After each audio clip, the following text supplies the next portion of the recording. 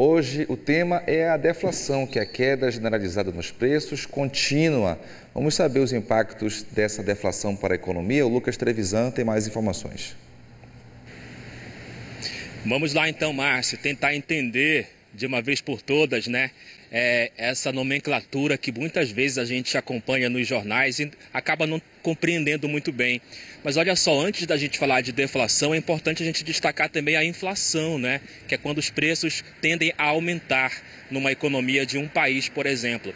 Já a gente vai conversar com o especialista André Cotrim, que já está aqui com a gente no nosso quadro Na Ponta do Lápis. Ele que vai tirar dúvidas a respeito desse tema tão importante e que influencia, sim, diretamente nos valores, por exemplo, da cesta básica, dos transportes, enfim, é muita coisa importante que você precisa saber, tá bom? Mas antes, a gente vai acompanhar uma reportagem que a Fábia Cepeda preparou, detalhando mais a respeito da deflação. Você acompanha a partir de agora.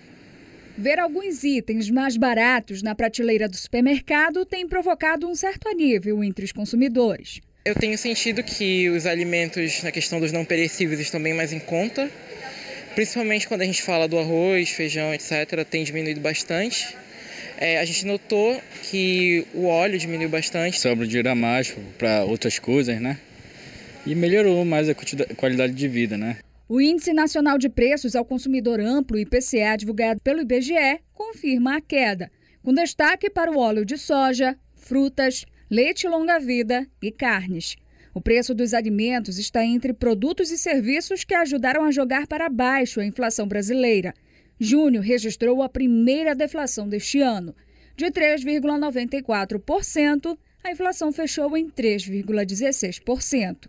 Na média nacional, o Belém ficou à frente, enquanto que no Brasil a deflação foi de menos 0,08%. Na capital paraense, a queda foi de 0,09%. O setor de automóveis influenciou os números. A venda de carros populares disparou após um programa de descontos do governo federal. Mais de 125 mil carros foram vendidos em todo o Brasil. Nesta concessionária, o estoque zerou em 20 dias. Nós tivemos descontos que foram de R$2 a R$8.000, né? Então isso acabou esquentando demais o mercado, né? Trouxe um momento muito importante para a nossa economia, acabou, né, por fim, favorecendo, né, o público final, que realmente acabou gostando e aproveitou bastante as ofertas aí que nós tivemos. Mesmo com o fim dos descontos, as vendas seguem melhores. Como a gente conseguiu entender que o mercado está querendo isso, né? A gente com certeza vai atender o mercado aí com muitas ofertas aí daqui para dezembro, aí, com certeza. Talvez não possamos pensar que essa deflação continue nos próximos meses, mas podemos pensar sim que estaremos passando por um cenário de inflação controlada. Isso demonstra também pelos indicadores de previsão da inflação até o final do ano, como os indicadores do Boletim Focus do Banco Central, que tem mostrado uma queda da previsão da inflação para esse ano. O cenário aparenta ser de estabilidade, mas depois de tantos meses de altas, o consumidor torce por mais quedas. Tá caro. Tudo. É fruta, é verdura, é carne, né? Peixe, tudo caro. O peixe realmente aumentou muito. Porque eu compro todo dia na feira, né? Queijo baixou um pouquinho, que era mais caro. Agora o leite está caro. O leite não está barato nenhum. Está tudo caro. Carne, para mim, já acho que faz mais de um ano que eu não como carne. Só mesmo fígado, eu vejo até esse bucho aí que levo para comer, mas fora isso. Pois é, né? Tá caro para um lado, barato para outro. O consumidor é o termômetro, né, dessa deflação ou da inflação. A gente destaca, inclusive, 1,85% dos combustíveis, né, que acaba puxando também esses preços lá para baixo, e é o que a gente quer, que as coisas fiquem baratas para o consumidor.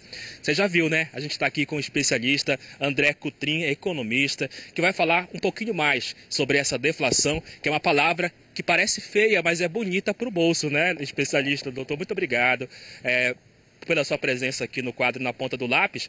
Queria que o senhor falasse um pouquinho sobre esse efeito, essa dinâmica aí da deflação. Será que isso vai ficar mais um pouquinho mais lá para frente ou a tendência daqui a pouco voltar a inflação de novo? Bom dia. Bom dia, Lucas. Eu considero esse momento um momento muito importante para a nossa economia.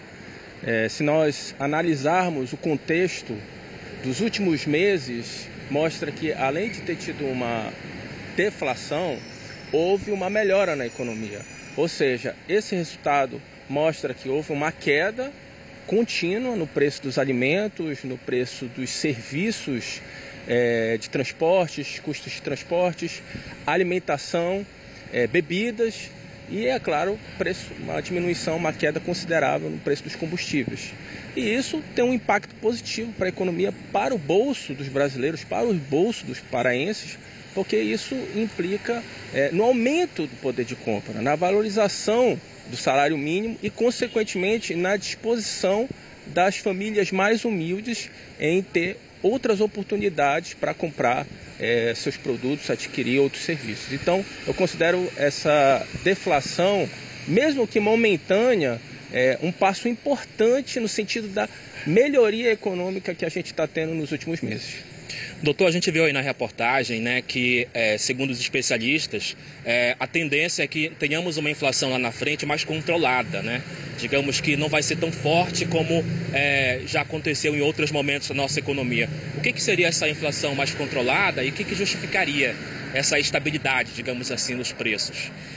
Primeiro, o Banco Central ele tem feito um rígido controle em termos de política monetária no nosso país. E junto a isso, o governo federal tem implementado uma série de medidas, de boas medidas, né? A reportagem colocou agora há pouco a questão do programa de desconto na compra de automóveis. Isso favoreceu ali aquelas pessoas que estavam querendo comprar o seu carro. E esse horizonte, né, de médio e longo prazo pavimenta o caminho suficiente para quê? Para que, com o controle da inflação, a gente tenha também uma diminuição da taxa de juros.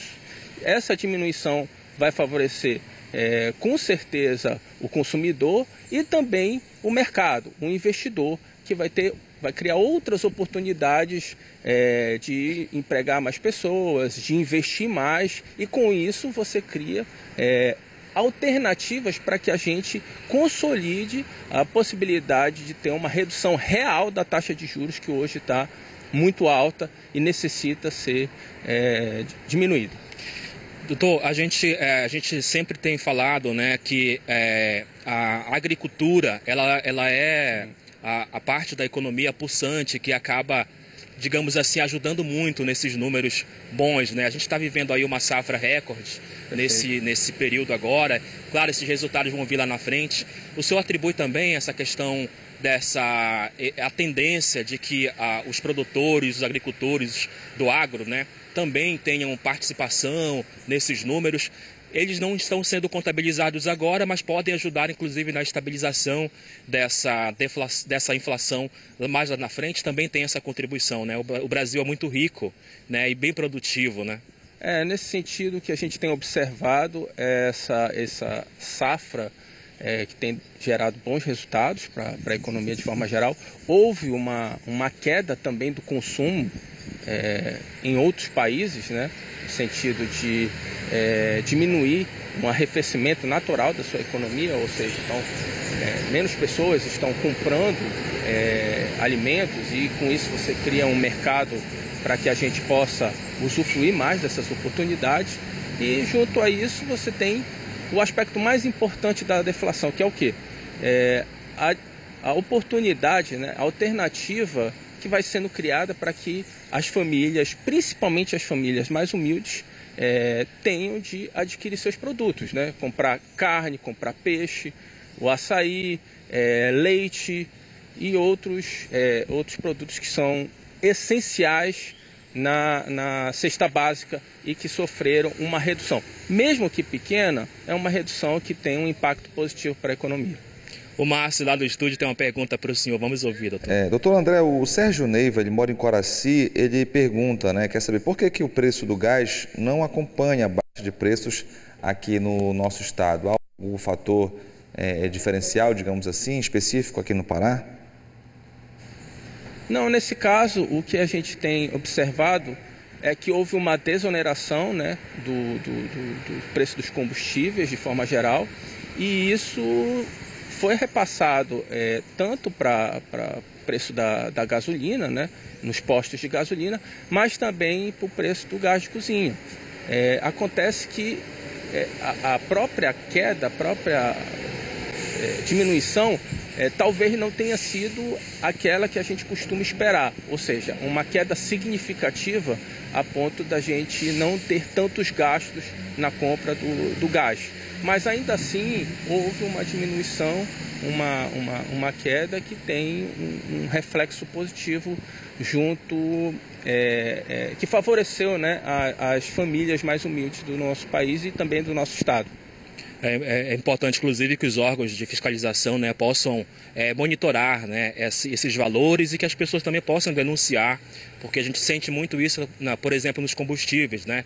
Às vezes é anunciada uma redução nos combustíveis, naquele mesmo momento em que é anunciada uma previsão, por exemplo, para o dia seguinte, naquele mesmo dia os empresários, alguns empresários, né, acabam praticando os mesmos valores com aquela desculpa de que há no estoque ainda gasolina, só que esse efeito, quando é para beneficiar o consumidor, ele não é sentido. A gente sente muito isso também nos combustíveis e também no gás de cozinha. Doutor, para a dona de casa agora, quais são os itens que fariam a diferença realmente na cesta básica, por exemplo? A gente sabe que a cesta básica, de fato, ela é básica, ela é limitada ali, mas quando chega nos alimentos, né, o consumidor sente mais quando há uma redução nos preços, né?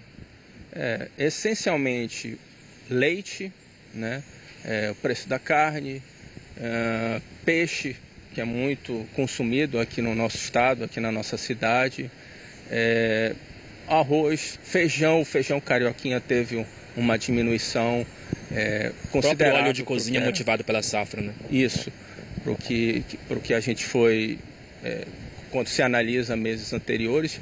E o que tem que ficar bem claro é que esse resultado de deflação, ele não foi criado artificialmente, ele foi produzido para que a gente possa, junto com uma diminuição da taxa de juros no futuro, ter um equilíbrio adequado em termos de políticas econômicas para o nosso país. Então, isso se junta também a uma outra série de fatores, né? A aprovação da reforma tributária, a disponibilidade de ter no futuro um arcabouço fiscal, que vai se somar a essas boas notícias que a gente está tendo nos últimos meses na nossa economia. Amém, que tenhamos mais boas notícias durante o ano todo. O consumidor agradece. A gente conversou com o economista André Cotrim. Muito obrigado por sua participação aqui no nosso quadro Na Ponta do Lápis, trazendo informações muito importantes para o consumidor a respeito desse tema tão importante, né, que mexe diretamente no bolso de todo mundo. Eu volto com você, viu, Márcio? Ok, Lucas, obrigado. Também agradeço ao seu entrevistado.